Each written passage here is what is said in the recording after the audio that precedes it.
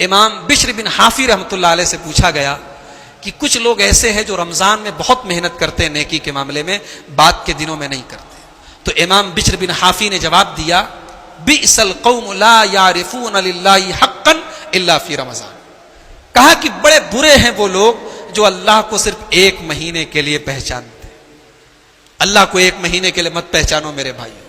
اس کی ہوا سال کے 12 مہینے ہمیں ملتی ہے، اس کا پانی ہمیں سال کے 12 مہینے ملتا ہے، اس کا سورج ہمیں سال کے 12 مہینے روشنی دیتا ہے، اس کا چاند، اس کا آسمان، اس کی زمین، اس کی دی ہوئی دل کی دھڑکن، اس کی دی ہوئی سانسیں، اس کی نعمتیں ہمیں زندگی کی آخری سانس تک ملتی ہیں. اس کی عبادت کو ایک مہینے کے لیے خاص مت کرو.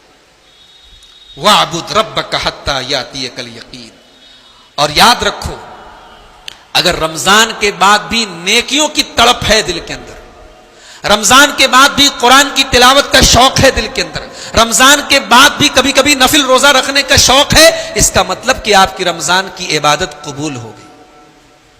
علماء نے یہ بات لکھی ہے عبادت قبول ہونے کی علامت یہ بھی ہے کہ عبادت کے بعد آدمی عبادت پر کنٹینیو رہے، برقرار رہے. ایک آدمی حج کر کے آیا، حج کے دوران خوب نماز پڑھا، حج کر کے آیا نماز چھوڑ دی، داڑھی رکھتا تھا داڑھی شیپ کرانے لگا، تو حاجی صاحب تو لوگ اس کو کہہ رہے ہیں، لیکن اس کا حج ابھی رسک میں ہے، خطرے میں ہے. اس لیے کہ حج اگر قبول ہوا ہوتا تو حج کرنے کے بعد اس کی زندگی میں یہ چینجنگ جو آئی تھی حج کے دوران، یہ چینجنگ برقرار رہتی، کنٹینیو رہتی. تو نیکی کرنے کے بعد رمضان نے اگر آپ کے اندر کوئی چینجنگ کی ہے تو یہ چینجنگ میرے بھائیوں سال کے 11 مہینے رہنی چاہیے. آئیے ہم اللہ سے دعا کریں اللہ تعالی ہمیں سال کے 12 مہینے اپنی بندگی کرنے کی توفیق نصیب فرمائے.